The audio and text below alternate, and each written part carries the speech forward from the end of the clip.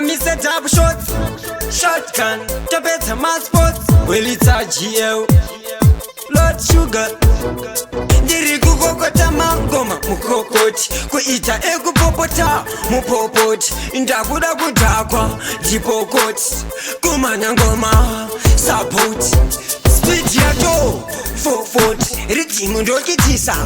passport, ngoma randiendesa miri se passport, kungopiwa rithimu ndongoti, mabara maviri musoro 2 shots, ndiri android zvimbudzi zvigoti, ndini ndinobika ngoma noti mugoti,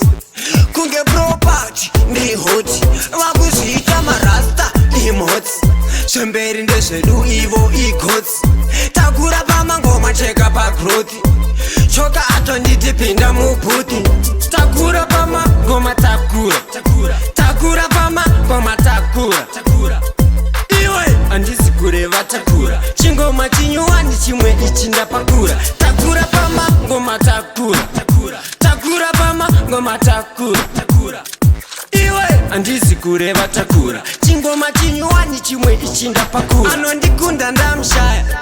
sengezeti pana Suzeni, sekutonhora muovheni,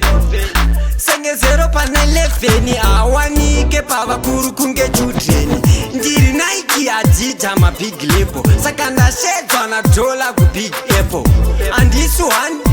ndiri double, handisi fonere ndiri hambo, pano vanosheka pane mapambo, hadzidzi juju hatiite zvezvipambo, kwatapa basi pano pane mufambo, musazoudza vana ndakupinzirwa mako nevana vekumacolleges, namba dzangu ndoti oranges, kupati kwangu ndoti ladies, tisingade vemako ndakurasaka ndachamuka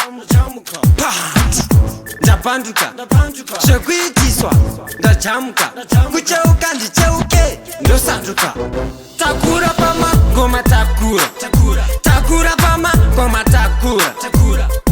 iwe handisi kureva takura, chingoma chinyuwani chimwe ichi ndapakura, takura pamangoma takura, takura pamangoma takura, iwe handisi kureva takura, chingoma chinyuwani chimwe ichi ndapakura.